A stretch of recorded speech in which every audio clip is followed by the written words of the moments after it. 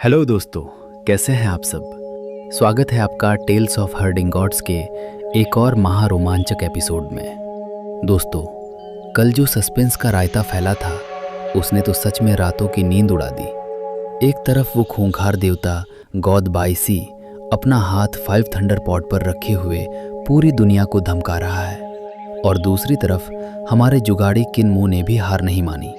उसने चुपके से उन जादुई पैरों डिवाइन लेग्स के अंदर दुनिया का सबसे खतरनाक जहर भर दिया है।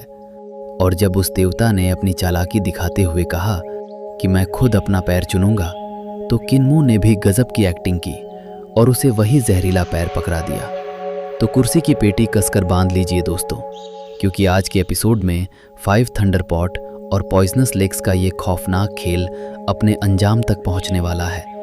क्या किन्मो का ये जहर उस देवता की जान ले पाएगा, या फिर वो 5 थंडर पॉट फटकर पूरी दुनिया को तबाह कर देगा। चलिए शुरू करते हैं चैप्टर 431 का ये मौत और सस्पेंस से भरा ब्लॉकबस्टर एपिसोड। गॉड बाइशी अपनी तेज चमकती आंखों से लगातार छिनमू को घूरे जा रहा था। सामने छिनमू पूरे धैर्य और सावधानी के साथ उसकी टूटी टांग को जोड़ने में लगा हुआ था। उसके चेहरे पर न शिकायत थी न घबराहट, बस एकाग्रता। वह नसों को बारीकी से जोड़ रहा था, दवाइयों से उन्हें सींच रहा था, जैसे कोई महान वैद्य नहीं बल्कि कोई कलाकार अपनी सबसे नाजुक कृति बना रहा हो। चिन्मू ने काम करते करते हल्की मुस्कान के साथ पूछा, सीनियर ब्रदर बाइशी, आप इंसान तो नहीं लगते। आपके शरीर की बनावट मनुष्यों से अलग है। आखिर आप किस जाति के हैं? यह सुनते ही गॉड बाइशी की भौहों के बीच से एक चमकदार प्रकाश फूटा। अगले ही पल उसका प्राइमोर्डियल स्पिरिट बाहर निकल आया। वह एक अद्भुत ड्रैगन हॉर्स था। पीठ पर विशाल पंख, माथे पर लंबा सींग और बर्फ जैसी सफेद चमकती देह। उसकी अयाल हवा में लहरा रही थी और उसमें ऐसी जीवंत ऊर्जा थी कि देखने वाला मंत्रमुग्ध हो जाए।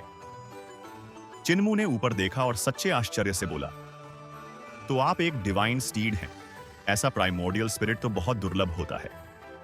गॉड बाइशी हल्का हंसा, लेकिन उसकी हंसी में पुरानी कड़वाहट छिपी थी। हाँ, आज के समय में मुझे डिवाइन स्टीड कहना गलत नहीं होगा, मगर पहले के दिनों में हम जैसे लोगों को बस संदेश पहुंचाने और लोगों की सवारी बनने के लिए इस्तेमाल किया जाता था। हमारी असली क्षमता की किसी को परवाह नहीं थी। छिनमू की आंखों में हल्की चमक आई। उसने तुरंत बात पकड़ी, तो फिर सीनियर ब्रदर बाइशी, आप हाई हेवंस तक कैसे पहुंचे? गॉड बाइशी ने गहरी सांस ली। उसकी आवाज भारी हो गई। समय बदल गया, आसमान बदला, धरती बदली, और हम जैसे छोटे देवताओं की भी किस्मत बदल गई। तब एक बड़ा कैलेमिटी आया था। उसी के कुछ समय बाद मैंने सरेंडर कर दिया। फिर ग्रेट रूइंस प्रकट हुआ। मेरे साथ सरेंडर करने वाले कई लोग ऊपर चले गए। वे लोग चापलूसी में मुझसे कहीं आगे थे, इसलिए हाई हेवन में अच्छी जगह बना ली। मैं ऐसा नहीं था, इसलिए नीचे ही रह गया। उसने कड़वी मुस्कान के साथ कहा, लेकिन नीचे रहना भी बुरा नहीं था। कम से कम यहाँ लोग पूजा करते हैं, बलि चढ़ाते हैं, सम्मान देते हैं। छिनमू ने बिना सिर उठाए मुस्कुराकर कहा, फिर भी अंत में आप अब भी एक रनर ही हैं। यह सुनते ही गॉड बाइशी का चेहरा तमा उठा। उसके शरीर से देवत्व की भयंकर आभा फूट पड़ी। हवा तक कांप उठी। क्या कहा तुमने? उसकी आवाज गरज उठी, लेकिन चिन्मू तनिक भी नहीं डरा। उसने शांति से कहा, ज्यादा उत्तेजित मत होइए, वरना गलत नस जोड़ दूंगा, फिर पूरी उम्र लंगड़ाते रहेंगे। कुछ पल के लिए सन्नाटा छा गया। फिर गॉड बाइशी ने ठंडी सांस छोड़ी और कड़वाहट से बोला, तुम गलत भी नहीं हो। पहले भी दौड़कर संदेश पहुंचाता था, अब भी दौड़कर विनाश लाने आया हूं। ऊपर वाले सारे गंदे काम हम जैसे लोगों पर डाल देते हैं। उसकी आंखों में अचानक चिंता उतर आई। अब तक बाकी मीटेरोलॉजिकल वेपन्स सक्रिय नहीं हुए। इसका मतलब स्टार सॉवरेन छाओ और बाकी लोग शायद मर चुके हैं। फिर उसने अचानक छिनमू की ओर देखा और मुस्कुराया, अगर तुम मेरे साथ सरेंडर कर लो तो मैं तुम्हें एक माउंटेन गॉड बना सकता हूं। सर्जिंग रिवर के पास एक शानदार जगह है, 100 ईयर्स माउंटेन। वहां की सुंदरता अद्भुत है। पहाड़ 3 लाख फीट ऊंचा है। तुम वहां देवता बनकर बलियाओं और पूजा दोनों पा सकते हो।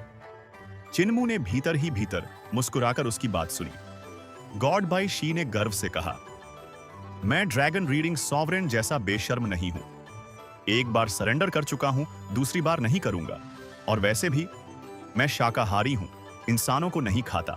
छिनमू हंस पड़ा, तो आपकी अपनी क्षमता ही आपके लिए मुसीबत बन गई। सही कहा, बाईशी हंसा। अगर मैं थोड़ा धीमा होता तो शायद कोई ऊंचा पद मिल जाता, लेकिन तेज था इसलिए पूरी उम्र दौड़ता ही रह गया। कुछ देर बाद उसने गंभीर होकर कहा, छिनमू, तुम अच्छे इंसान हो। अगर इटर्नल पीस एम्पायर खत्म भी हो जाए तो मेरे साथ हाई हेवंस चलना। मैं तुम्हें और तुम्हारे परिवार को सुरक्षा दूंगा। छिनमू ने सिर झुकाकर धन्यवाद दिया, पर उसके मन में कुछ और ही चल रहा था। धीरे धीरे उसने दवाइयां बदली, ड्रैगन किलिन की लार से मांस और रक्त उगाया और फिर बोला, अब बस बोन मैरो का काम बाकी है। यह सबसे कठिन हिस्सा है। जब यह फिर से रक्त बनाना शुरू कर देगा तब हम पैक्ट ऑफ अर्थ काउंट पर हस्ताक्षर करेंगे। गॉड बाई शी ने हर जड़ी बूटी को गौर से देखा, कहीं कोई चाल ना हो। ठीक है, उसने कहा। छिनमू ने लोगों को एक विशाल लोहे का पॉट लाने का आदेश दिया। उसमें जड़ी बूटियां डाली गईं, पानी भरा गया, नीचे आग जलाई गई। 2 दिन में बोन मरो फिर से रक्त बनाने लगेगा, किन्मू ने शांत स्वर में कहा। गॉड बाई शी तुरंत बोला, इसे 5 थंडर पॉट के पास रखो। मेरा हाथ उससे हटना नहीं चाहिए। छिनमू हल्का मुस्कुराया। क्या अब भी मुझ पर भरोसा नहीं है? दोनों की आंखें एक दूसरे से टकराईं। कुछ पल बाद बाईसी हंस पड़ा। ठीक है, जैसा तुम चाहो। समय धीरे धीरे बीतने लगा। 1 दिन, फिर आधा दिन। गॉड बाई शी पॉट में बैठा दवाओं की शक्ति को अपनी हड्डियों में उतरता महसूस कर रहा था। वह अब पहले से ज्यादा प्रसन्न दिखाई दे रहा था। बीच बीच में बेवजह हंसता, बातें करता, मजाक सुनाता। कल्ट मास्टर चिन, एक मजेदार बात सुनो, वह हंसते हुए बोला। एक आदमी ने एक बतख पकाई। जैसे ही खाने वाला था वह उड़ गई। हा हा हा। छिनमू चुपचाप सनडायल को देखता रहा। बाईसी की हंसी अब कुछ अजीब और भयावह लगने लगी थी। फिर वह बतख वापस आई और उसी आदमी को खा गई। हा हा हा। छिनमू अब भी शांत था। अचानक गॉड बाईसी की आवाज ठंडी और खतरनाक हो गई। तुम हंसते क्यों नहीं? क्या तुम मेरा मजाक उड़ा रहे हो? मैं तुम्हें मार डालूंगा। उसी क्षण छिनमू ने सनडायल से नजर हटाई, सिर उठाया और होंठों पर हल्की मुस्कान लाई। समय पूरा हुआ। एक्शन। अगले ही पल जमीन कांप उठी। फ्रेग्रेंस। वेल के चारों ओर अचानक 5 भयानक हरे चेहरे वाले दानव प्रकट हुए। उनके दांत बाहर निकले हुए थे, आंखों में डरावनी चमक थी। वे घूमते हुए सीधे 5 थंडर पॉट पर टूट पड़े और अगले ही पल वह पॉट हवा में गायब हो गया। गॉड बाई सी का प्राइमोर्डियल स्पिरिट बिजली की गति से लपका, मगर उसके हाथ में कुछ नहीं आया। बस एक दानव उसके पंजों में आया, जिसे उसने गुस्से में चूर चूर कर दिया। पूरा पर्पल चेस्ट सिटी भयंकर गर्जना से कांप उठा। उसी पल किन्मू के पीछे खड़ा डिवाइन फ्लड ड्रैगन किंग गरजा और अपना असली रूप प्रकट कर दिया। उसका विशाल शरीर आंगन के चारों ओर लिपट गया। गॉड बाई सी का चेहरा अचानक बदल गया। उसे महसूस हुआ उसकी नई जुड़ी टांग से भयानक ईविल कोई पूरे शरीर में फैल रही थी।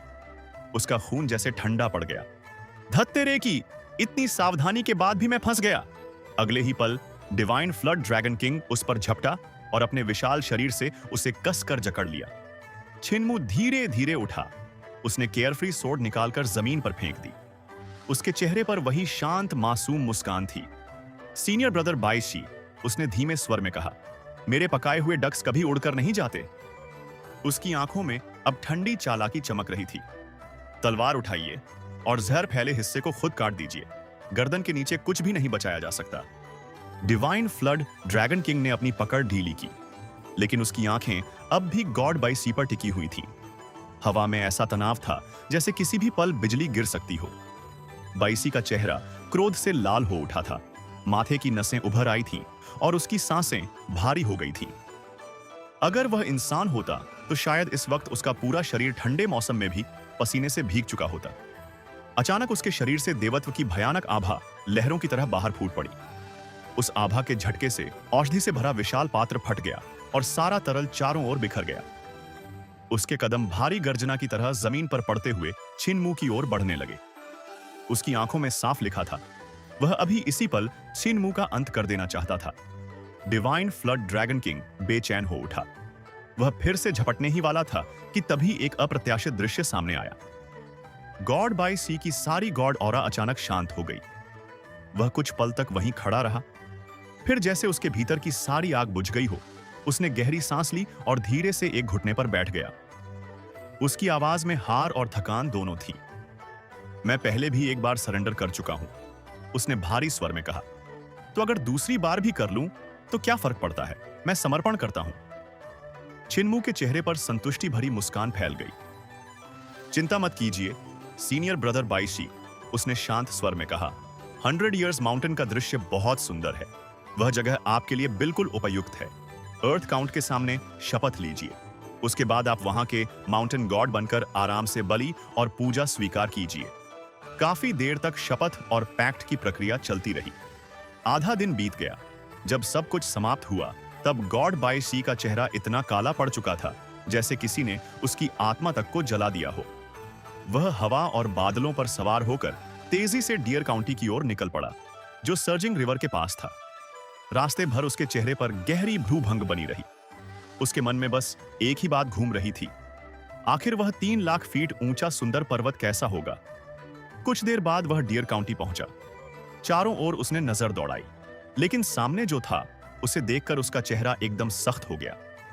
जहां उसने भव्य पर्वत की कल्पना की थी, वहां चारों ओर सूखे बंजर पहाड़ और जंगली नदियां थीं।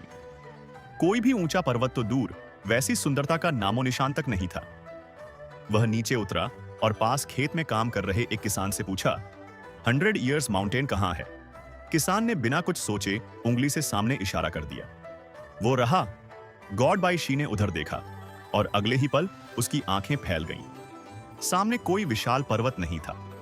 वहां तो बस एक छोटा सा टीला था जिसके चारों ओर मौत और सड़न का भारी वातावरण फैला हुआ था।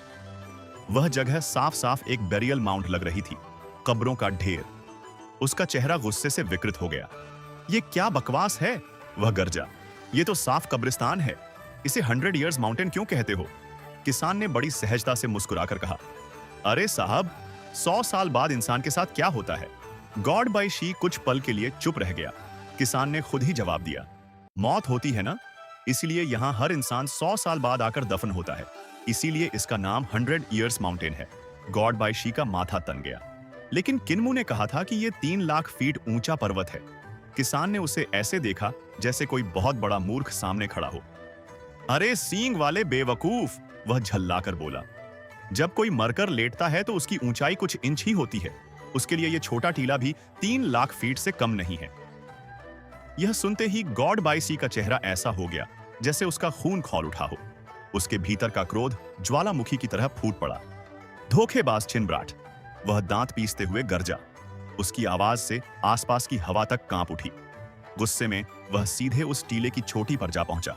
लेकिन तभी अचानक सर्जिंग रिवर का पानी बीच से 2 हिस्सों में बंट गया। नदी के बीच से एक विशाल ड्रैगन का सिर बाहर निकला। उसकी आंखों में जिज्ञासा और हल्की हंसी थी। मैं सोच रहा था कि इतना शक्तिशाली देवत्व किसका है। वह हंसा तो ये डॉ फ्रेंड बाईशी निकले। गॉड बाईशी ने नीचे देखा और तुरंत पहचान लिया। ड्रैगन रीडिंग सॉवरेन, उसने जल्दी से अभिवादन किया। विशाल ड्रैगन ने नदी के बीच से अपना शरीर हिलाया और अगले ही पल मानव रूप धारण कर लिया।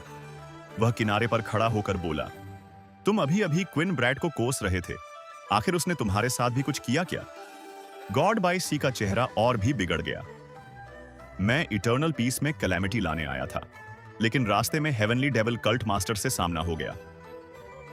उसने आगे कहना ही चाहा था कि ड्रैगन रियरिंग सोवेरेन ने तुरंत हाथ उठाकर उसे रोक दिया। उसके चेहरे पर अचानक गहरी समझ और दर्द भरी मुस्कान आ गई। आगे कुछ कहने की जरूरत नहीं है, उसने गंभीर स्वर में कहा। मैं सब समझ गया। फिर उसने बाईशी की ओर देखते हुए धीमे से पूछा। उसका चेहरा बहुत ईमानदार और सीधा साधा लगता है, जैसे उसे आसानी से डराया या दबाया जा सकता हो, है ना? गॉड बाईशी एकदम चौंक गया। तुम्हें कैसे पता? ड्रैगन रियरिंग सॉवेरेन ने गुस्से और बेबसी में जमीन पर पैर पटका। उसकी आंखों में पुराने घावों की झुंझलाहट साफ झलक रही थी, क्योंकि उसने दांत भींच कर कहा, उसके उसी मासूम और ऑनेस्ट चेहरे को देखकर मैं भी धोखा खा गया था। उसने दोनों हाथ फैलाकर सर्जिंग रिवर की ओर इशारा किया। और उसी का नतीजा है कि आज मैं सर्जिंग रिवर ड्रैगन किंग बनकर यहां फंसा हुआ हूं। कुछ पल के लिए दोनों देवता एक दूसरे को देखते रह गए। फिर दोनों के चेहरों पर एक जैसी कड़वी समझ उभरी। वे दोनों छिनमू के उसी मासूम चेहरे के शिकार बन चुके थे। और दूर कहीं, जैसे हवा में ही, छिनमू की हल्की शांत हंसी गूंज रही हो। कहानी का यह अध्याय यहीं एक मजेदार और चालाक मोड़ पर समाप्त होता है, जहां शिकार बनने आया देवता खुद शिकार बन गया और कुक्ड डक सच में उड़ने की बजाय सीधे जाल में फंस गया। धुंध से ढकी उस भयावह शाम में एक देवता नदी के ऊपर खड़ा था और दूसरा 100 ईयर्स माउंटेन की चोटी पर। दोनों एक दूसरे को ऐसे देख रहे थे मानो शब्द ही उनके साथ छोड़ चुके हों। नदी से उठती ठंडी हवा सीटी बजा रही थी। पहाड़ों से आती सर्द बयार हड्डियों तक को जमा देने वाली थी। शुरुआती बसंत का मौसम होते हुए भी वातावरण में ऐसी ठंड थी कि रूह तक कांप उठे। कुछ देर की चुप्पी के बाद ड्रैगन रियरिंग सोवेरेन धीरे धीरे नदी के पानी में उतरने लगा। जाते जाते उसने भारी आवाज में कहा, पहले अपने 100 ईयर्स माउंटेन को ठीक करो, फिर वहां एक माउंटेन गॉड टेम्पल बनाओ। बाद में मैं तुम्हारे स्वागत में एक दावत रखूंगा। तुम्हारा पहाड़ बहुत सुनसान है। लोग वहां सिर्फ प्योर ब्राइटनेस फेस्टिवल या गोस्ट फेस्टिवल पर ही आते हैं। अगर धूप धुआं कम पड़े और गुजारा न हो पाए तो मैं अपना हिस्सा भी बांट दूंगा। गॉड बाईसी के चेहरे पर एक अजीब सी उदासी उतर आई। ड्रैगन रियरिंग सोवेरेन मांसाहारी था, तो जो भी वह बांटेगा वह नदी में डूबकर मरे लोगों की आत्माएं और शव ही होंगे। पर बाईशी तो शाकाहारी था। उसके पहाड़ पर न फल थे न पेड़, हाँ लाशें जरूर काफी थीं। उसने मन ही मन सोचा, पहले मंदिर बनवाता हूं, शायद फिर कुछ श्रद्धालु फल फूल चढ़ाने आए। अगर वे सड़े ना हो तो मैं उन्हें खा सकता हूं। उधर पर्पल चेस्ट सिटी में किन्मू एक विशाल 5 थंडर पॉट के सामने खड़ा था। वह इतना विशाल था कि लगभग 15 आंगन जितना ऊंचा दिखाई दे रहा था। उसे देखते ही उसके माथे पर दर्द की हल्की लकीर उभर आई। यह साधारण लौकी जैसा पात्र नहीं था। इसके भीतर ऐसी विनाशकारी शक्ति कैद थी जो पूरी दुनिया को मिटा सकती थी। हेवनली डेविल कल्ट के लोग उसे घेरे खड़े थे। हर किसी के चेहरे पर डर साफ झलक रहा था। एक बुजुर्ग ने कांपती आवाज में पूछा, कल्ट मास्टर, इसका क्या करें? इसे कहीं छिपा दें? चिन्मू ने सिर हिलाया। इसे कहीं भी रखना सुरक्षित नहीं है। जरा सी चूक हुई तो इसके अंदर की शक्ति सक्रिय हो जाएगी। फिर आसमान से बिजली बरसेगी और न जाने कितने लोग मारे जाएंगे। वह उसके चारों ओर घूमता रहा। माथे पर शिकन गहराती जा रही थी। सबसे भयानक बात यह थी कि इटर्नल पीस एम्पायर के पास सिर्फ यही एक मेटियोरोलॉजिकल वेपन नहीं था। ऐसे दर्जनों और भी थे जो पूरे साम्राज्य को 10 बार नष्ट कर सकते थे। अचानक चिन्मू ने उंगली से 5 थंडर पॉट पर हल्की सी चोट मारी। बस अगले ही पल सबके रोंगटे खड़े हो गए। आसमान पर देखते ही देखते काले थंडर क्लाउड्स जमा हो गए। फिर 5 दिशाओं से दिव्य बिजली गिरी। ऐसी भीषण की जमीन हिल उठी। एक ही पल में पूरा आंगन राख हो गया। हजारों बिजली की धाराएं नीचे उतरी। इमारतें ढह गईं, मिट्टी तक पिघल गई। जब सब शांत हुआ तो वहां खड़े हर व्यक्ति का शरीर बाहर से झुलस चुका था। चेहरों पर कालिख ऐसे जमी थी जैसे कोयला पोत दिया गया हो। चिन्मू के मुंह से काला धुआं निकला, मगर उसकी आंखों में चमक थी। यह चीज शरीर को मजबूत करने के लिए बुरी नहीं है। अगर इसकी बिजली से शरीर साधा जाए तो कॉर्पोरियल बॉडी बहुत जल्दी मजबूत हो सकती है। इसे घर ले चलते हैं, सेक्रेड कल्ट में। यह सुनते ही एल्डर सी गोंग का चेहरा पीला पड़ गया। वह लगभग रो पड़ा। कल्ट मास्टर, अगर इसे सेक्रेड कल्ट ले गए और यह गलती से फट गया तो सब खत्म हो जाएगा। चिन्मू ने हल्की निराशा से कहा, अगर इतनी उपयोगी चीज कल्ट के काम न आए तो यह व्यर्थ नहीं जाएगी क्या? एल्डर सी गोंग ने जल्दी से कहा, बिल्कुल नहीं, बिल्कुल नहीं। चिन्मू ने गहरी सांस ली। तुम लोग इसकी असली कीमत समझते ही नहीं। ठीक है, इसे मैं ही रख लेता हूं। इसे मेरे ट्रू ड्रैगन्स नेस्ट में पहुंचा दो, मुझे इसका काम है। सभी लोग एक दूसरे का चेहरा देखने लगे। उनके मन में एक ही सवाल था, इतनी खतरनाक चीज का क्या उपयोग हो सकता है? लेकिन चिन्मू के मन में अलग ही योजना चल रही थी। अगर कभी कोई ऐसा दुश्मन मिला जिसे मैं हरा ना सका तो बस इसे थप्पड़ मारूंगा और उसे अपने साथ ले डूबूंगा। सभी ने मिलकर 5 डेमंस ट्रांसफर टेक्निक का प्रयोग किया और बड़ी सावधानी से 5 थंडर पॉट को ट्रू ड्रैगन्स नेस्ट में पहुंचा दिया। कुछ ही देर बाद चिन्मू ने डिवाइन फ्लड ड्रैगन किंग और ड्रैगन किलिन को बुलाया। वह गॉड ब्रोकन माउंटेन रेंज की ओर निकलने ही वाला था कि सी युनचियांग ने उसे रोका। कल्ट मास्टर, एम्परर 7 दिन में पर्पल चेस्ट सिटी पहुंचने वाले हैं। क्या आप उनका इंतजार नहीं करेंगे? चिन्मू की आंखें फैल गईं। तुमने उन्हें वापस लौटने के लिए नहीं कहा? सी युनशियांग ने मासूमियत से सिर हिलाया। आपने सिर्फ इतना कहा था कि इंतजार करने की जरूरत नहीं। यह नहीं कहा कि उन्हें आने से मना कर दूं। यह सुनते ही चिन्मू की खोपड़ी में जैसे सिहरन दौड़ गई। उसे ऐसा महसूस हुआ मानो एम्परर यानफंग तलवार तेज कर रहे हों और उसका सिर काटने की तैयारी कर चुके हों। जल्दी, उन्हें खबर भेजो कि अब आने की जरूरत नहीं। इतना कहकर वह डिवाइन फ्लड ड्रैगन किंग की पीठ पर कूद गया और तेजी से पश्चिम की ओर निकल पड़ा। सी युनशियांग बाद में एम्परर यानफेंग से मिली। उसने बड़ी चतुराई से पूरी बात को इस तरह पेश किया कि सम्राट खुश हो गए। बधाई हो योर मैजेस्टी, गॉड बाईशी आपकी महान शक्ति से भयभीत होकर समर्पण कर चुका है। अब वह डियर काउंटी के 100 ईयर्स माउंटेन का माउंटेन गॉड बनेगा और आपके साम्राज्य की रक्षा करेगा। एम्परर यानफेंग जोर से हंस पड़े। वह विद्रोही आखिर समझ गया कि मुझसे टकराना व्यर्थ है। सभी मंत्री भी खुश हो गए, लेकिन जब सब हट गए तो एम्परर यानफेंग ने सी युनशियांग को अकेले बुलाया। उसका चेहरा गंभीर हो गया। यह सब छिनमू ने तुम्हें कहने को कहा था, है ना? फिर बात गॉड ब्रोकन माउंटेन रेंज पर आ गई। सम्राट की आवाज भारी हो गई। सीमा से खबर आई है, 20,000 मील तक लगातार भूकंप हो रहे हैं। पहाड़ धंस गए हैं। धुंध और अंधेरा वहां फैल रहा है। ऐसा लग रहा है मानो ग्रेट रुइंस खुद इटर्नल पीस पर चढ़ाई कर रहा हो। यह सुनकर सी युनशियांग का दिल धक से रह गया। उधर उसी समय छिनमू भी पश्चिम की ओर बढ़ते बढ़ते गॉड ब्रोकन माउंटेन रेंज के पास पहुंच चुका था। शाम ढल चुकी थी। उसने सामने देखा और उसका दिल उछल पड़ा। जहां पहले विशाल पर्वत श्रृंखला थी, वहां अब सिर्फ धूसर धुंध थी, परत दर परत फैली हुई, इतनी घनी कि सूर्य की अंतिम किरणें भी उसमें डूब गईं। जमीन समय समय पर कांप रही थी। छिनमू ने धीमे स्वर में कहा, कुछ बहुत गलत हुआ है। फिर उसकी नजर पश्चिम से आती उस भयावह काली लहर पर पड़ी। वह साधारण अंधेरा नहीं था। ऐसा लग रहा था जैसे रात स्वयं एक सजीव दानव बनकर आगे बढ़ रही हो। जहां जहां वह फैलती, वहां सब कुछ गायब हो जाता। और फिर वह अंधेरा छिनमू के सामने आकर अचानक रुक गया। उसने एक झंडा जमीन में गाड़ दिया, जहां ग्रेट रूइंस का अंधेरा इटर्नल पीस की रात से मिल रहा था। कुछ दिनों में पता चल जाएगा कि यह अंधेरा फैल रहा है या रुक गया है। फिर उसने डिवाइन फ्लड ड्रैगन किंग की ओर देखा। चलो अंदर चलते हैं। वे धुंध और अंधेरे के भीतर प्रवेश कर गए। छिनमू ने सीक्रेट्स ऑफ ड्रैगन कंट्रोल का प्रयोग किया। फ्लड ड्रैगन्स उड़कर उसके शरीर पर लिपट गए। दो तो उसके कानों से झुमकों की तरह लटक गए। उसकी शक्ति अचानक कई गुना बढ़ गई। 9 हेवंस अवेकन, उसकी आंखों में दिव्य चिन्ह चमक उठे। अब उसका दृष्टि प्रकाश धुंध और अंधेरे को चीरने लगा। वे धीरे धीरे आगे बढ़ रहे थे कि अचानक छिनमू रुक गया। सामने हवा में फटे हुए चित्र तैर रहे थे। यह डेफ की पेंटिंग्स थी।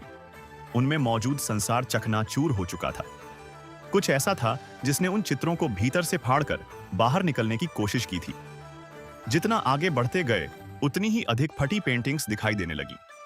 चारों ओर युद्ध के अवशेष थे। छिनमू का चेहरा गंभीर हो गया।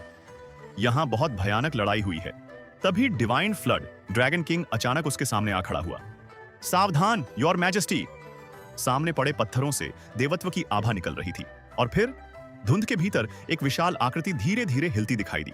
धड़ाम धड़ाम, हर कदम पर धरती कांप रही थी। जब वह और पास आई तो छिनमू की सांस अटक गई। वह एक स्टोन स्टैच्यू थी, लेकिन वह चल रही थी। उसका एक एक पैर पहाड़ जैसा विशाल था। छिनमू ने ऊपर देखा, ऊपर और ऊपर। फिर भी उसका सिर मुश्किल से दिखाई दिया। उसका गला सूख गया। रूह जैसे शरीर छोड़ने को तैयार हो गई। ड्रैगन किलिन के पैर सूखे पत्ते की तरह कांपने लगे। तभी स्टोन स्टैच्यू अचानक झुकी। उसका विशाल चेहरा अंधेरे को चीरता हुआ उनके सामने आ गया। हु लिंगर की आंखें पलट गई और वह धप्प से जमीन पर गिर गई। वह मरी होने का नाटक करने लगी। उसकी टांगें सीधी तनी हुई थीं, पूंछ भी बिल्कुल सख्त। फ्लड ड्रैगन्स ने यह देखा और तुरंत वही किया। ड्रैगन किलिन भी जमीन पर लेट गया। अगर यह जाग गया तो हमें पूरी रात दौड़ाएगा, उसने डर से फुसफुसाया। हु लिंगर ने आंखें हल्की सी खोलकर छिनमू को कोहनी मारी। यंग मास्टर, आप भी? छिनमू एक पल को हिचकिचाया। फिर वह भी पीठ के बल जमीन पर लेट गया। जीभ बाहर निकाल ली, शरीर अकड़ा लिया और ऐसा चेहरा बना लिया जैसे बहुत दर्दनाक मौत मरा हो। और ठीक उसी पल वह विशाल स्टोन स्टैच्यू उनके ऊपर झुककर उन्हें देखने लगी। अंधेरे और धूसर धुंध के बीच वह विशाल स्टोन स्टैच्यू उनके ऊपर झुककर ठहर गई। उसका चेहरा इतना बड़ा था कि छिनमू और बाकी सब उसके सामने चींटी जैसे लग रहे थे। उसकी आंखों के खाली गड्ढों से जैसे बर्फीली हवा निकल रही थी। वातावरण इतना भयावह हो चुका था कि डिवाइन फ्लड ड्रैगन किंग के माथे पर ठंडे मौसम में भी पसीने की बूंदें चमक उठी। जमीन पर पड़े चिन्मू ने अपनी सांस तक रोक ली। उसकी जीभ बाहर निकली हुई थी, चेहरा काला पड़ा हुआ, बिल्कुल किसी दर्दनाक मौत के शिकार इंसान जैसा। हू लिंगर तो पहले ही नाटक में माहिर थी, वह पूरी तरह निर्जीव पड़ी रही। ड्रैगन किलिन का शरीर डर से सूखे पत्ते की तरह कांप रहा था, लेकिन उसने किसी तरह खुद को स्थिर रखा। कुछ क्षण तक वह स्टोन स्टैच्यू झुकी रही, फिर अचानक उसके विशाल चेहरे के पीछे से धुंध के भीतर कोई और हलचल हुई। धम धम धम, जैसे किसी और दैत्याकार वस्तु के कदमों की आवाज। चिन्मू की बंद पलकों के पीछे भी उसकी आंखें तेजी से घूम रही थीं। उसका मन कह रहा था कि यहां कुछ बहुत बड़ा रहस्य छिपा है। अगले ही पल स्टोन स्टैच्यू सीधी खड़ी हो गई। उसने जैसे उन्हें पहचान ही नहीं पाया। हू लिंगर ने बहुत धीरे से एक आंख खोली और फुसफुसाई, यंग मास्टर, लगता है काम कर गया। चिन्मू ने होंठ जरा सा हिलाया, मगर आवाज नहीं निकाली। कुछ पल और बीते। जब वह विशाल आकृति उनसे दूर चली गई और उसके कदमों की गूंज धुंध में खोने लगी, तब चिन्मू बिजली की तरह उठकर बैठ गया। उसने गहरी सांस ली। बच गए। ड्रैगन किलिन लगभग रोने वाली हालत में उठ बैठा। कर्ट मास्टर, मेरी तो जान ही निकल गई थी, लगा आज यहीं खत्म हो जाएंगे। हू लिंगर ने भी पूंछ झटकते हुए कहा, मैं तो सच में बेहोश होने वाली थी। किन्मू ने सामने धुंध की गहराई में देखा। वहां अब कई विशाल परछाइयां हिलती दिखाई दे रही थी। उसकी आंखें सिकुड़ गईं। यहां सिर्फ एक स्टोन स्टैच्यू नहीं है, बहुत सारे हैं। यह सुनते ही सबके चेहरे फिर से सफेद पड़ गए। चिन्मू ने 9 हेवंस आइज फिर से सक्रिय की। उसकी आंखों से निकलती दिव्य रोशनी ने धुंध को चीरना शुरू किया, और जो दृश्य सामने आया उसने उसकी रूह तक जमा दी। गॉड ब्रोकन माउंटेन रेंज, जो कभी पर्वतों की लंबी श्रृंखला हुआ करती थी, अब एक विशाल खाई में बदल चुकी थी। टूटे हुए पर्वतों के बीच असंख्य स्टोन स्टैच्यूज खड़े थे। कुछ चल रहे थे, कुछ झुके हुए थे, कुछ ऐसे जैसे युद्ध के बीच अचानक समय में जम गए हों। हर मूर्ति पर दिव्य आभा की बची खुची लपटें तैर रही थीं। चिन्मू का गला सूख गया। यह देवताओं की सेना है, डिवाइन फ्लड ड्रैगन किंग ने कांपती आवाज में कहा। क्या यह ग्रेट रूइंस के प्राचीन गॉड्स हैं? चिन्मू ने सिर हिलाया। नहीं, यह उससे भी अधिक खतरनाक है। उसकी नजर आगे एक विशाल पत्थर के टुकड़े पर पड़ी। वह कोई साधारण पत्थर नहीं था, वह किसी देवता का टूटा हुआ हाथ था। उस हाथ की एक उंगली भी उनसे कई गुना बड़ी थी। चिन्मू धीरे धीरे आगे बढ़ा। जैसे ही उसने उस टूटे हाथ के पास पहुंचकर उसे देखा, उसकी आंखों में पहचान की चमक उभरी। यह इंपीरियल प्रेसेप्टर की डिवाइन आर्ट का निशान है। चारों ओर भयंकर युद्ध के चिन्ह फैले हुए थे। फटी पेंटिंग्स, टूटे पर्वत, बिखरे देव अवशेष, और इन सब के बीच ग्रेट रूइंस का फैलता हुआ अंधेरा। अचानक दूर से एक भयावह गर्जना गूंजी। धुंध की परतें कांप उठी। ड्रैगन किलिन के पैर फिर कांपने लगे। उसकी सांसें तेज हो गईं। वह क्या था? चिन्मू ने दूर देखा। धुंध के भीतर 2 लाल अग्नि जैसी आंखें चमकी। फिर धीरे धीरे एक विकराल छाया उभरी। उसका आकार किसी पहाड़ से कम नहीं था। वह कोई स्टोन स्टैच्यू नहीं था, वह जीवित था। उसकी सांसों से धुंध उबल रही थी। चिन्मू का दिल जोर से धड़क उठा। Ghost God, divine flood dragon king की आवाज फट गई। यह ग्रेट रूइंस का गोस्ट गॉड है। उस दैत्याकार प्राणी ने उनकी दिशा में चेहरा घुमाया। उसकी आंखें सीधे चिन्मू पर टिक गईं। एक पल के लिए ऐसा लगा मानो समय रुक गया हो। फिर वह उनकी ओर बढ़ने लगा। हर कदम पर जमीन हिल रही थी। हू लिंगर के शरीर से जैसे जान निकल गई। यंग मास्टर, भागिए। लेकिन चिन्मू वहीं खड़ा रहा। उसकी आंखों में डर था, मगर उससे कहीं ज्यादा दृढ़ता। उसने 5 थंडर पॉट को याद किया जो ट्रू ड्रैगन्स नेस्ट में रखा था। उसके होंठों पर हल्की मुस्कान आई। अगर लड़ाई टाली नहीं जा सकती तो फिर इसे यहीं खत्म करते हैं। उसने फ्लड ड्रैगन्स की शक्ति को और बढ़ाया। उसके शरीर के चारों ओर दिव्य ऊर्जा की धाराएं घूमने लगी। धुंध के भीतर बिजली चमकने लगी। ड्रैगन किलिन ने घबराकर पूछा, आप सच में उससे लड़ने वाले हैं? किन्मू ने गहरी आवाज में कहा, अगर यह ग्रेट रूइंस सच में इटर्नल पीस पर चढ़ाई कर रहा है तो हमें कारण जानना होगा। पीछे हटने का समय निकल चुका है। उसकी आंखों में चमक उभरी। चलिए देखते हैं इस अंधेरे के पीछे क्या छिपा है। और वह गोस्ट गॉड की दिशा में बढ़ चला। उस भयावह धुंध के भीतर जहां हर सांस मौत की गंध लिए हुए थी। धुंध और अंधेरे से भरी उस भयावह जगह में अचानक एक अजीब सा सन्नाटा छा गया था। डिवाइन फ्लड ड्रैगन किंग ने जैसे ही देखा कि चिन्मू भी जमीन पर चुपचाप लेटकर मरे होने का नाटक कर रहा है, वह एक पल के लिए पूरी तरह अवाक रह गया। आखिर वह कोई साधारण जीव नहीं था, वह फ्लड ड्रैगन्स का पूजनीय देवता था, एक सच्चा गॉड। उसके लिए इस तरह बेशर्मी से जमीन पर गिरकर जान बचाने की कोशिश करना मानो उसके गौरव के खिलाफ था। लेकिन अगले ही क्षण भारी सी आवाज हुई, धप। डिवाइन फ्लड ड्रैगन किंग भी पूरी देह को अजीब ढंग से मोड़ते हुए जमीन पर गिर पड़ा।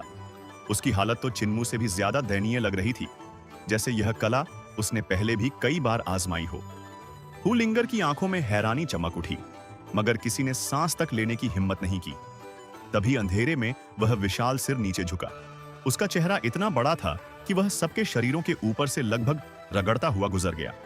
उसकी आंखें जैसे ठीक से देख नहीं पा रही थीं। सभी के गले सूख गए थे, शरीर पसीने से भीग गए थे और कोई हलचल करने की हिम्मत नहीं कर रहा था। फिर अचानक उस स्टोन स्टैच्यू के भीतर से एक लंबी सिहरन पैदा कर देने वाली फुफकार निकली, इश। उसके बाद वह धीरे धीरे सीधा हुआ और भारी कदमों से अंधेरे की गहराइयों में लौट गया। उसके कदमों की थरथराहट कुछ देर तक जमीन में गूंजती रही, फिर धीरे धीरे सब शांत हो गया। जैसे ही खतरा थोड़ा दूर हुआ, चिन्मू तुरंत उठ बैठा। उसकी आंखों में सोच की चमक थी। वह धीरे से बोला, यह स्टोन स्टैच्यू किसी चीज को ढूंढ रहा है, लेकिन क्या? यह आया कहां से? ग्रेट रूइंस से या किसी दूसरी दुनिया से? हुलिंगर और बाकी फ्लड ड्रैगन्स भी धीरे धीरे उठ खड़े हुए। डिवाइन फ्लड ड्रैगन किंग ने अपने शरीर से धूल झाड़ी ही थी कि हुलिंगर उत्साह से बोल पड़ी, डिवाइन फ्लड ड्रैगन किंग, हम सब में सबसे अच्छी एक्टिंग तो आपकी थी। आपने तो कमाल कर दिया। लगता है आपने यह कई बार प्रैक्टिस किया है। जब भी समय मिले मुझे भी सिखाइएगा।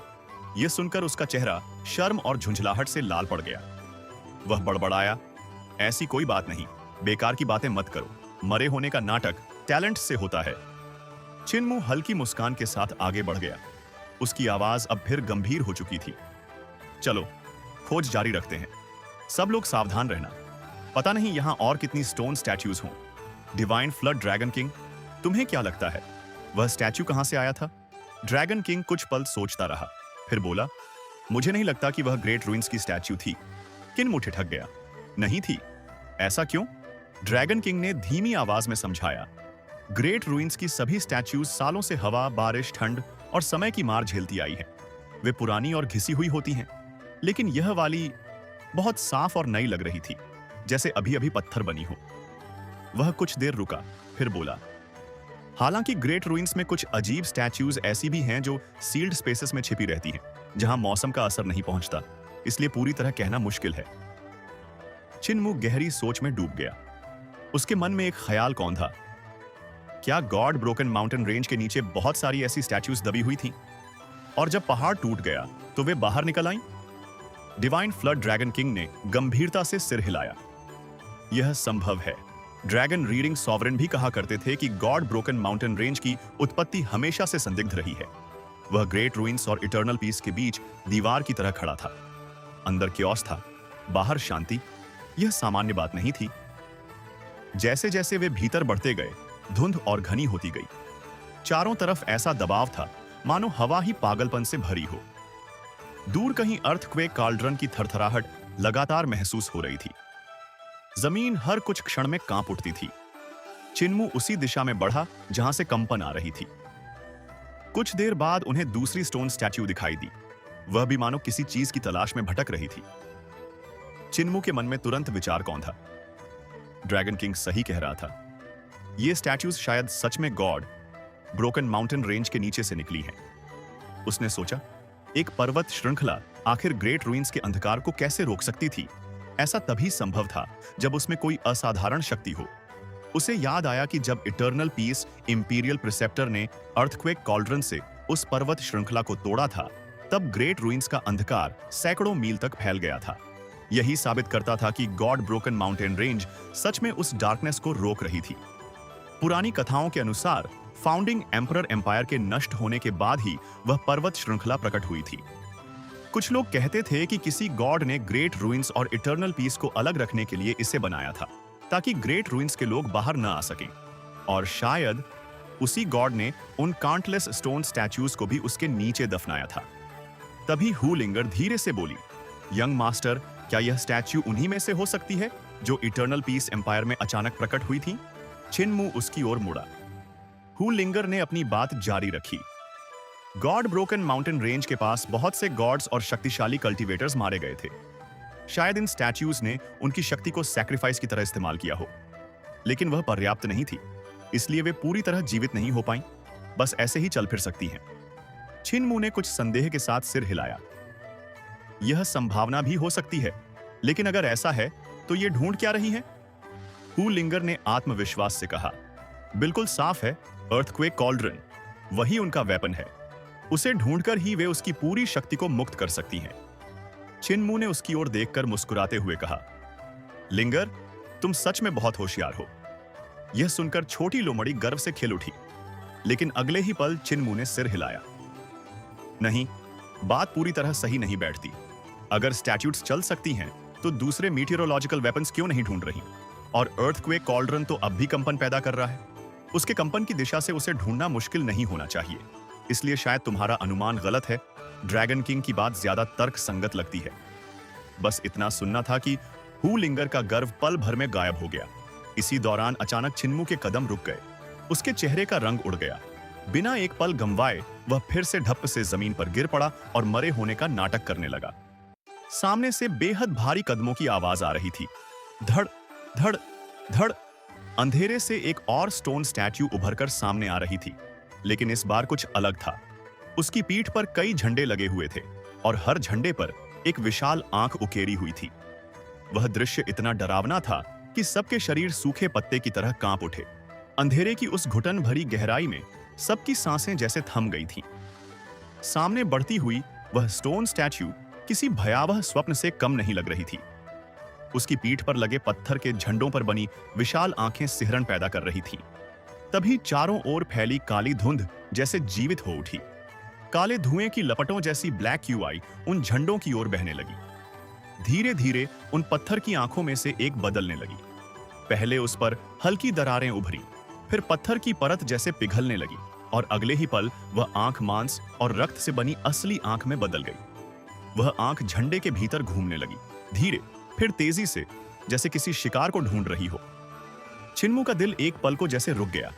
उसकी खोपड़ी में सिहरन दौड़ गई, गर्दन के पीछे के रोए खड़े हो गए, उसके होंठ सूख गए और मन में एक ही शब्द गूंज उठा, डेविल आई। उसके मन में बिजली सी कौंधी। यह स्टोन स्टैच्यू कोई गॉड स्टैच्यू नहीं, यह एक डेविल है। उसे तुरंत ग्रेट रूइंस की रातें याद आ गईं, जब डार्कनेस के भीतर डेविल रेस के भयावह जीव घूमते थे। वे डार्कनेस से नहीं डरते थे, क्योंकि वही तो उस अंधकार की असली विचित्रता थे। छिनमू के दिमाग में पुरानी याद कौन थी? वह डेविल गॉड, जिसने कभी डार्कनेस में उन्हें भ्रमित किया था, जिसने फेंगडू के बाहरी इलाके को केयरफ्री विलेज जैसा दिखा दिया था और विलेज चीफ तक उससे भिड़ गया था। लेकिन अगले ही क्षण उसके मन में दूसरा सवाल उठा, अगर यह सच में डेविल गॉड है, तो फिर पत्थर क्यों बना हुआ है? क्योंकि पहले जिन डेविल गॉड्स को उसने देखा था, वे पूरी शक्ति और जीवन से भरे हुए थे। वे पत्थर की मूर्तियों जैसे जड़ नहीं थे। फिर अचानक उसके मन में एक भयानक संभावना उभरी। उसका चेहरा पीला पड़ गया। यह ग्रेट रूइंस की दुनिया नहीं है, उसने मन ही मन कहा। यह डेविल गॉड्स किसी दूसरी दुनिया से आए हैं। शायद जब यह दुनिया यहां ओवरलैप हुई, तब इनके शरीर पत्थर बन गए, लेकिन इनकी शक्ति अब भी बाहर मौजूद है। उसका सिर घूमने लगा। पहले ही रात के समय ग्रेट रूइंस में 3 से 5 अलग अलग दुनियाओं का ओवरलैप होता था, और अब गॉड ब्रोकन माउंटेन रेंज के टूटने के बाद एक नई दुनिया सामने आ गई थी। उसका गला सूख गया। क्या यह नई दुनिया इटर्नल पीस के साथ पूरी तरह ओवरलैप होने वाली है? इस विचार मात्र से उसकी रीढ़ में बर्फ जैसी ठंडक उतर गई। तभी उस डेविल आई ने घूमते घूमते अचानक नीचे देखा, सीधे छिनमू और बाकी सब पर। उसकी पुतली में एक अजीब सी खेलती हुई क्रूरता चमकी। छिनमू के दिल में डर की तेज लहर दौड़ गई। अगले ही पल वह झंडा स्टोन स्टैच्यू की पीठ से अलग हुआ और हवा में लहराता हुआ सीधे उनके सामने आ गिरा। अब और डेड एक्ट करने का कोई फायदा नहीं था। छिनमू बिजली की तेजी से उठ खड़ा हुआ और जोर से चिल्लाया, डिवाइन फ्लड ड्रैगन किंग। उसकी आवाज गूंजते ही ड्रैगन किंग ने बिना देर किए अपना असली रूप धारण कर लिया। क्षण भर में उसका विशाल फ्लड ड्रैगन रूप सामने था। चिनमू ने हुलिंगर को पकड़कर उसकी पीठ पर छलांग लगाई। ड्रैगन चिलिन ने बाकी फ्लड ड्रैगन्स को लेकर तुरंत ऊपर चढ़ना शुरू कर दिया। अगले ही पल शू, डिवाइन फ्लड ड्रैगन किंग, बिजली की गति से आगे भागा, लेकिन उनके पीछे वह स्टोन स्टैच्यू भी मुड़ चुकी थी। उसका विशाल हाथ भयानक वेग से नीचे गिरा, हवा तक फट गई। ड्रैगन किंग जोर से दहाड़ा, उसके पूरे शरीर से वाइटल छी फूट पड़ा और उफनती हुई बाढ़ की नदी बन गया। वह लंबी जलधारा स्टैच्यू के हाथ पर लिपट गई, उसे जकड़कर तोड़ने की कोशिश करने लगी। लेकिन अगले ही क्षण धड़ाम, स्टोन स्टैच्यू का हाथ हल्का सा मुड़ा और ड्रैगन किंग की डिवाइन आर्ट उसी पल चकनाचूर हो गई। ड्रैगन किंग की आंखों में भय उतर आया, उसकी आवाज कांप उठी। योर मैजेस्टी, यह एक ट्रू गॉड है। किन्मू ने तुरंत सुधारते हुए कहा, नहीं, यह एक ट्रू डेविल है। उसकी आवाज में भी तनाव साफ था। वह स्टोन स्टैच्यू कुछ ही कदमों में उनके पीछे पहुंच गई। उसकी चाल इतनी विशाल थी कि हर कदम जमीन को हिला देता था। फिर उसका दूसरा हाथ नीचे गिरा। डिवाइन फ्लड ड्रैगन किंग किसी तरह उसे बचाकर निकल गया, लेकिन तभी वह झंडा फिर हवा में उछला और आगे जाकर जमीन पर गिरा। उस पर लगी डेविल आई लगातार उन्हें देख रही थी। जैसे जैसे ड्रैगन किंग दूर भागता, वह झंडा भी उछल उछल कर उनके पास आ जाता, मानो कोई जीवित शिकारी हो। तभी चिनमू की आंखों में समझ की चमक आई। यह स्टैच्यू उसी आंख के सहारे देख रही है। उसने तुरंत कहा, अगर वह आई नष्ट हो जाए तो डेविल गॉड हमें लॉकेट नहीं कर पाएगा। यह सोचते ही उसने अपनी टॉटी सैक से सन जेड आई निकाला। बिना एक पल गंवाए उसने उसे ड्रैगन की पीठ पर रखा और एक्टिवेट कर दिया। समम, एक प्रचंड सूर्य किरण डार्कनेस और ग्रे फॉग को चीरती हुई डेविल आई की ओर दौड़ी।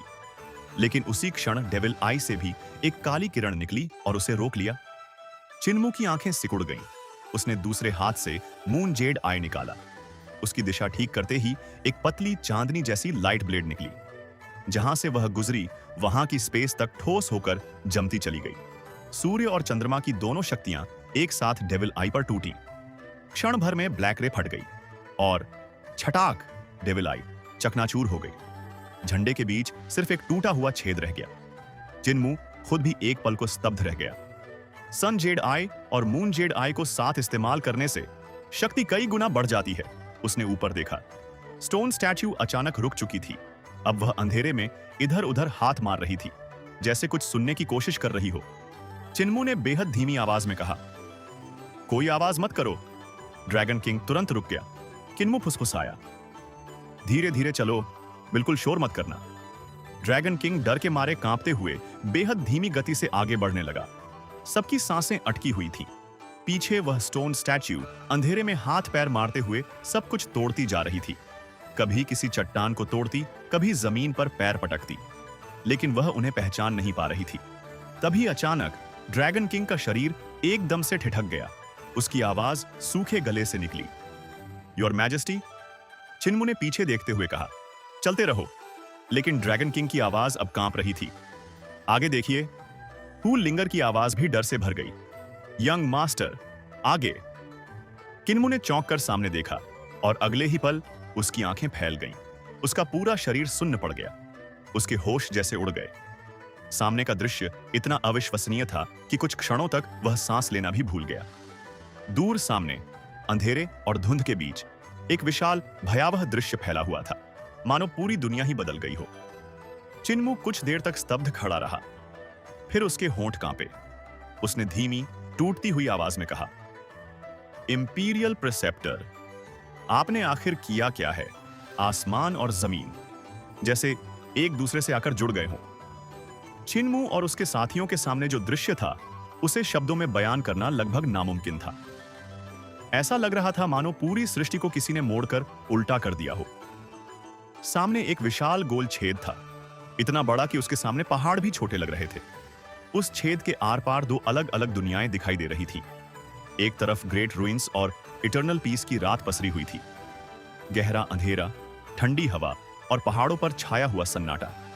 लेकिन उसी छेद के दूसरी तरफ सूरज उग रहा था। उस दुनिया का सूरज उनकी आंखों में चुभती हुई सुनहरी रोशनी बिखेर रहा था। काली, ऊंची और डरावनी डेविल कास्टल्स उस रोशनी में किसी दानवी साम्राज्य की तरह चमक रही थीं। वे इमारतें सामान्य महलों जैसी नहीं थीं, वे लंबी तलवारों, भालों और चाकुओं की तरह आसमान को चीरती हुई ऊपर उठी थी। कुछ तो हवा में तैर भी रही थी। छिनमू की सांस एक पल को थम गई। नीचे उनके पैरों के पास सूरज था और ऊपर सिर के ऊपर दूसरी दुनिया की जमीन। सब कुछ उल्टा था। ऐसा लग रहा था जैसे वे किसी टूटे हुए दर्पण के सामने खड़े हों, जिसमें पूरी दुनिया उल्टी दिखाई दे रही हो। हवा में लगातार कंपन था। वह विशाल छेद हल्का हल्का कांप रहा था और उसके झटकों से गॉड ब्रोकन माउंटेन रेंज के आसपास की चट्टानें हवा में उठने लगी थी। कंपन इतना भयानक था कि छिनमू, हुलिंगर, ड्रैगन चीलिन और डिवाइन फ्लड ड्रैगन किंग के शरीर सुन्न पड़ने लगे। उनकी प्राइमोर्डियल स्पिरिट्स भी अस्थिर हो रही थीं। छिनमू ने गहरी सांस ली। उसके दिल में एक ठंडी सिहरन दौड़ गई। तो ये भूकंप इंपीरियल प्रेसेप्टर नहीं कर रहे? उसकी आवाज भारी हो गई।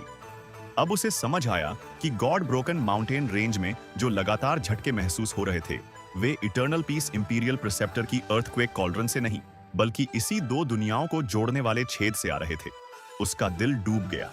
इंपीरियल प्रेसेप्टर कहां है? जिंदा है? या? उसने उस विचार को वहीं रोक दिया। उसकी नजर ऊपर दूसरी दुनिया पर गई। वहां एक विशाल डेविल गॉड खड़ा था। उसका असली शरीर पत्थर बन चुका था, लेकिन उसका प्राइमोर्डियल स्पिरिट अभी भी सक्रिय था। उसके चारों ओर असंख्य अजीब और विकृत डेविल्स चींटियों की तरह भाग दौड़ कर रहे थे। वे एक विशाल सैक्रिफिशियल ऑल्टर बना रहे थे। हजारों गुलामों को घसीटकर ऊपर लाया जा रहा था। उनके गले काटे जा रहे थे। खून बहकर ऑल्टर की रूणों में समा रहा था। एक जादूगर, जिसके सिर पर हड्डियों और पंखों का मुकुट था, मंत्र पढ़ रहा था। उसकी आवाज हवा में गूंज रही थी और बहता हुआ रक्त एक डरावनी सुंदरता पैदा कर रहा था। दृश्य इतना भयावह था कि हुलिंगर के रोंगटे खड़े हो गए। उसका गला सूख गया। छिनमू के माथे पर ठंडे मौसम में भी पसीना चमकने लगा। इंपीरियल प्रेसेप्टर ने बहुत बड़ी मुसीबत खड़ी कर दी है, उसने धीमे स्वर में कहा। अर्थक्वेक कॉल्ड्रन ने सिर्फ एक छेद नहीं बनाया था, उसने दूसरी दुनिया के लिए इटर्नल पीस का दरवाजा खोल दिया था। और वह दुनिया डेविल्स और डेविल गॉड्स से भरी हुई थी। वे इटर्नल पीस को एक नए शिकार की तरह देख रहे थे। लेकिन एक बात अजीब थी। इतना बड़ा छेद खुला होने के बावजूद कोई भी डेविल सीधे इस दुनिया में नहीं आ रहा था। छिनमू की भौहें सिकुड़ गईं। अगर रास्ता खुला है तो वे आ क्यों नहीं रहे? तभी डिवाइन फ्लड ड्रैगन किंग ने ऊपर इशारा किया। योर मैजेस्टी, उनकी सेना वहां है। छिनमू ने उधर देखा और उसका दिल जैसे सीने में जोर से धड़क उठा। वहां एक और भी विशाल सैक्रिफिशियल ऑल्टर बन रहा था। पूरा एक पहाड़ समतल कर उसके ऊपर ऑल्टर तैयार किया गया था। हजारों डेविल विजार्ड्स हवा में तैरते हुए रक्त से रूणे बना रहे थे। ऑल्टर के किनारों से डेविल्स की पूरी सेना शान से केंद्र की ओर बढ़ रही थी। वे इटर्नल पीस पर आक्रमण की तैयारी कर रहे थे। छिनमू ने हाथ बढ़ाकर उस छेद के पार जाने की कोशिश की, लेकिन टक, उसकी उंगलियां किसी अदृश्य दीवार से टकरा गईं। सामने दूसरी दुनिया साफ दिख रही थी, मगर वह उसमें प्रवेश नहीं कर सकता था। डिवाइन फ्लड, ड्रैगन किंग और ड्रैगन चिलिन ने भी कोशिश की। जितनी अधिक शक्ति, उतनी ही अधिक प्रतिरोध। दो दुनियाओं के समय और स्थान एक दूसरे को अस्वीकार कर रहे थे। तभी धड़ाम, एक भारी धमाका हुआ। सब चौंक कर पीछे मुड़े। एक विशाल पत्थर की मूर्ति, लगभग 300 गज ऊंची, दूसरी दुनिया से इस ओर आ गिरी थी। वह एक डेविल गॉड की स्टोन स्टैच्यू थी। उस पर ताजे खून से बनी रूनें लगातार चल रही थी और धीरे धीरे पत्थर में समा रही थी। कुछ पल बाद मूर्ति हिली, उसकी उंगलियां कांपी। फिर उसने धीरे धीरे अपने शरीर को मोड़ा। हुलिंगर की सांस अटक गई। उसके पैर सूखे पत्ते की तरह कांपने लगे। ये जिंदा हो रही है। छिनमू की आंखें सिकुड़ गईं। उन्होंने ब्लड सैक्रिफाइस से इसे चलने की शक्ति दी है, लेकिन असली शक्ति अभी भी दूसरी दुनिया में है। अचानक वह पत्थर की मूर्ति झुकी और अपने दोनों हाथों को ड्रिल की तरह जमीन में घुसा दिया। घड़डड़, पूरी मूर्ति सिर के बल धरती के भीतर समा गई। कुछ ही सांसों में उसका कोई निशान नहीं बचा। छिनमू का दिल बैठ गया। यह भी कुछ ढूंढ रही है। जल्दी चलो। डिवाइन फ्लड ड्रैगन किंग बिजली की रफ्तार से उत्तर दिशा की ओर दौड़ पड़ा। छिनमू उसकी पीठ पर खड़ा होकर चारों ओर देखने लगा। थोड़ी दूर जाने पर उसे युद्ध के निशान दिखे। कटी हुई पहाड़ियां, टूटी चट्टानें और फिर हवा में एक काली रेखा। ड्रैगन किंग अचानक रुक गया। छिनमू ने गौर से देखा।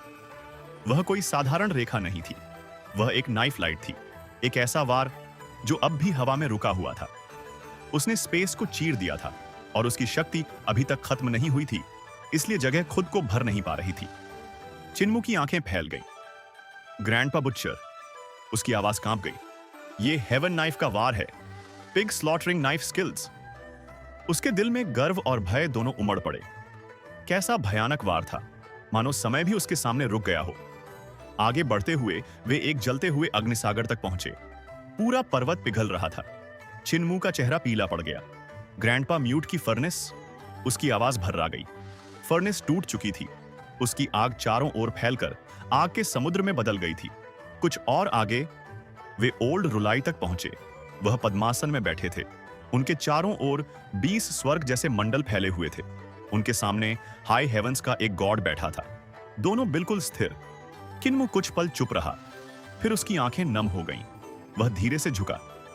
उन्होंने उसे साथ लेकर प्राण त्याग दिए। उसने ओल्ड रुलाई का शरीर सम्मान से उठाकर ड्रैगन किंग की पीठ पर रख दिया। आगे ओल्ड डाओ मास्टर मिले, एक हाथ में तलवार, दूसरे में सोर्ड टेक्निक की मुद्रा। उनके सामने एक गॉड खड़ा था, जिसकी भौहों के बीच एक सूक्ष्म छेद था। चिन्मू ने डिवाइन आइज से देखा। उसका प्राइमोर्डियल स्पिरिट तलवार बनकर शत्रु की आत्मा को चीर चुका था। लेकिन उसी वार में ओल्ड डाओ मास्टर भी समाप्त हो गए। हु लिंगर ने सम्मान से झुककर प्रणाम किया। सलाम एक महान और धर्मनिष्ठ योद्धा को। फ्लड ड्रैगन्स भी अपने पिछले पैरों पर खड़े होकर पंजे जोड़कर बोले, मां हां। इसके बाद उन्होंने विलो इमॉर्टल और व्हाइट इमॉर्टल के निर्जीव शरीर भी साथ ले लिए। जैसे जैसे वे आगे बढ़ते गए, चिन्मू का दिल और भारी होता गया। हर पल उसे डर था। अब अगली लाश किसकी होगी? ग्रैनी सी, क्रिपल, विलेज चीफ? उसका गला सूख गया, सीने में धड़कनें तेज हो गईं। तभी उसने ऊपर देखा। आसमान में तारे चमक रहे थे, लेकिन ये सामान्य तारे नहीं थे। Great overarching heavenly stars. उसकी आवाज फुसफुसाहट में बदल गई। उसका दिल एक पल को जैसे रुक गया। ऊपर तारों के बीच ग्रैनी सी बैठी थी। उनका हाथ आगे बढ़ा हुआ था, जैसे अभी अभी उन्होंने अपनी पाम फोर्स छोड़ी हो। उनकी मुद्रा शांत थी, चेहरा भव्य, अद्भुत, भयानक अंधेरे और मौत के बीच। वह दृश्य स्वर्गिक लग रहा था। वह सचमुच शानदार थी। जैसे ही चिन्मू ने ऊपर नजर उठाई, उसकी आंखें कुछ पल के लिए वहीं ठहर गईं। तारों से सजा हुआ वह आसमान दरअसल कोई साधारण रात का दृश्य नहीं था। वह ग्रैनी सी की अंतिम डिवाइन आर्ट थी। Great overarching heavenly stars palm force. पूरा आकाश मानो उनकी हथेली से जन्मा हो। अनगिनत सितारे गोल गोल घूमते हुए एक विशाल नक्षत्र मंडल बना रहे थे और उसके ठीक बीचों बीच ग्रैनी सी शांत बैठी थी। उनका हाथ अब भी आगे की ओर फैला हुआ था, जैसे अगले ही पल एक और प्रहार होने वाला हो। उनके चेहरे पर अजीब सी शांति थी, न डर न पीड़ा, बस एक अलौकिक गरिमा। हुलिंगर ने ऊपर देखा तो उसकी आंखें भर आईं। Young master, granny. उसकी आवाज कांप गई। चिन्मू कुछ नहीं बोला। उसका गला पूरी तरह सूख चुका था। ठंडी हवा चल रही थी, फिर भी उसकी पीठ पसीने से भीग गई थी। वह धीरे धीरे ड्रैगन किंग की पीठ से उतरा और आसमान में फैले उस तारा मंडल को ध्यान से देखने लगा। कुछ ही दूर उसी स्टार फील्ड के बीच एक विशाल आकृति स्थिर खड़ी थी। वह हाई हेवंस का एक गॉड था। उसका शरीर तारों की रोशनी में जकड़ा हुआ था, जैसे अनगिनत इनविजिबल चेन्स ने उसे बांध रखा हो। क्विनमू की आंखें सिकुड़ गईं। उसने समझ लिया, ग्रैनी सी ने अपने अंतिम प्रहार में न सिर्फ उस गॉड को रोका था, बल्कि उसे अपने साथ उसी क्षण मृत्यु की गोद में खींच लिया था। यह कोई साधारण लड़ाई नहीं थी। यह थी एक बुजुर्ग रक्षक की अंतिम जिद, अपने परिवार को बचाने की जिद। चिन्मू के होंठ कांपे, उसकी आंखों के कोनों में नमी तैर आई। ग्रैनी, मैं आ गया हूं, उसने धीमे से कहा, जैसे डर हो कि कहीं तेज आवाज से यह पवित्र दृश्य टूट न जाए। वह धीरे धीरे ऊपर उठा, ग्रैनी सी के निर्जीव शरीर को सम्मान से अपनी बाहों में लिया। उनका शरीर अब ठंडा पड़ चुका था, लेकिन चेहरे पर वही मोहक मुस्कान थी, वही मुस्कान जिससे वह हमेशा उसे छेड़ा करती थी। एक पल के लिए चिन्मू का दिल जैसे टूट गया। उसके भीतर की सारी ताकत जैसे खिसक गई।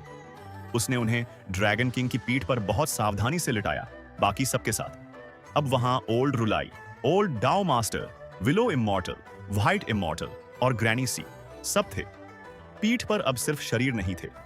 वह उन लोगों की विरासत थी जिन्होंने उसे पाला था, जिन्होंने उसे जीना सिखाया था। ड्रैगन किलन की आंखें भी नम हो गईं। उसने धीमे स्वर में कहा, कल्ट मास्टर। अभी विलेज चीफ और बाकी लोग। छिनमू ने सिर हिलाया। हाँ, हमें आगे बढ़ना होगा। लेकिन उसके दिल की धड़कनें अब पहले से कहीं तेज थीं। हर अगला कदम उसके लिए डर लेकर आ रहा था। कहीं आगे उसे क्रिपल का शरीर न मिले, कहीं ब्लाइंड, कहीं विलेज चीफ। उसके कदम भारी होते जा रहे थे। पूरा गॉड ब्रोकन माउंटेन रेंज अब एक भयानक समाधि जैसा लग रहा था। हवा में धुआं था, टूटी चट्टानें हवा में तैर रही थीं। अंधेरा और दूसरी दुनिया की सूरज की रोशनी आपस में टकराकर एक विचित्र चमक पैदा कर रही थी। और तभी ड्रैगन किंग अचानक रुक गया। उसकी सांस भारी हो गई। योर मैजेस्टी, आगे देखिए। क्विनमू ने सामने देखा और उसका दिल जैसे एक पल को धड़कना भूल गया। दूर एक ऊंची चट्टान पर एक अकेली आकृति खड़ी थी। हवा उसके कपड़ों को उड़ा रही थी। उसकी पीठ सीधी थी, एक हाथ में तलवार, दूसरा हाथ पीछे। वह चुपचाप सामने देख रहा था। छिनमू की आंखें फैल गईं। विलेज चीफ, उसकी आवाज में घबराहट, राहत और अविश्वास सब एक साथ थे। वह तुरंत ड्रैगन किंग की पीठ से कूदकर आगे भागा। उसके कदमों की आवाज सूनी पहाड़ियों में गूंजने लगी। Village chief! जैसे जैसे वह पास पहुंचा, उसका दिल और तेज धड़कने लगा। विलेज चीफ वहीं खड़े थे, बिल्कुल स्थिर। उनकी तलवार अब भी हाथ में थी। उनके सामने दूर अंधेरे में कई विशाल पत्थर की मूर्तियां टूटी हुई पड़ी थीं। स्पष्ट था कि उन्होंने कई डेविल गॉड्स को रोक दिया था। लेकिन जब छिनमू उनके बिल्कुल पास पहुंचा, उसका चेहरा सफेद पड़ गया। विलेज चीफ की आंखें बंद थीं। उनका शरीर जगह जगह से घायल था। कपड़े लहूलुहान थे, लेकिन वह गिरे नहीं थे। वे अपनी तलवार के सहारे अब भी सीधे खड़े थे, जैसे मृत्यु भी उनके साहस को झुका न सकी हो। छिनमू के हाथ कांपने लगे। उसकी उंगलियां सुन्न हो गईं। विलेज चीफ, उसने कांपती आवाज में पुकारा।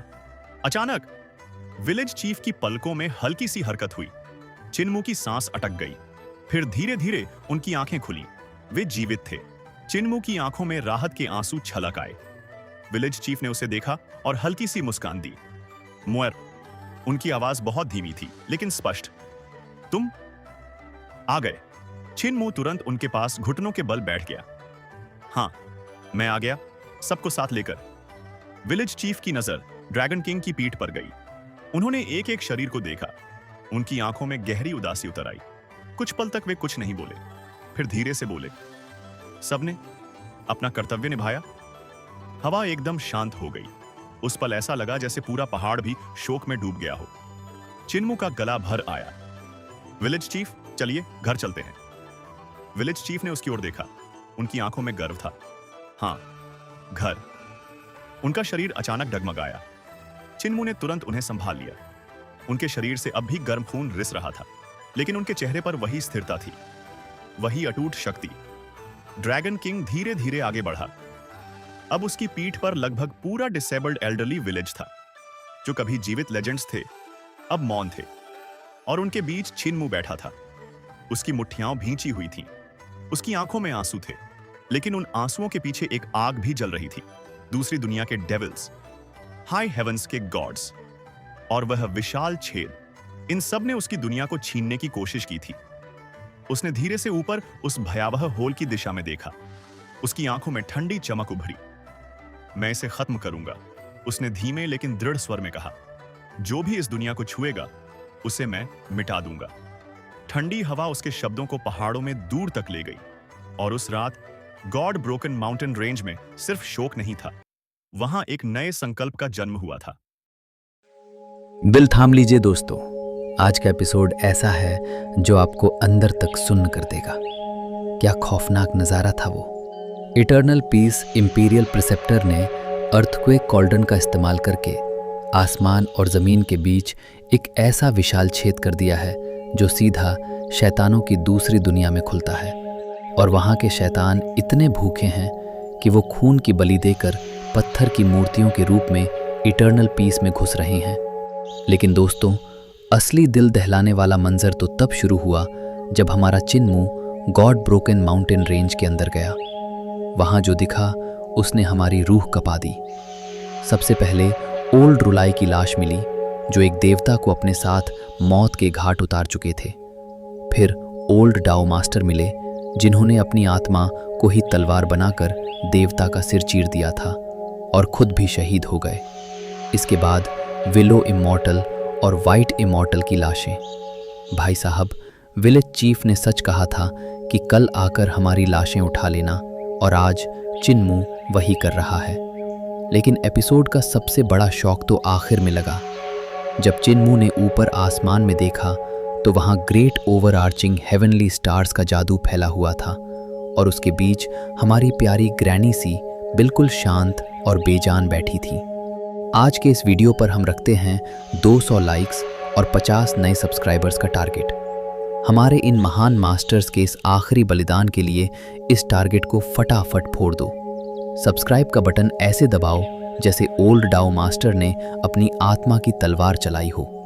कमेंट्स में बताइए, क्या सच में ग्रैनी सी भी शहीद हो गई हैं, या किन्मू के पास उन्हें बचाने का कोई चमत्कार बाकी है। मिलते हैं आपसे अगले वीडियो में, तब तक के लिए बाय बाय।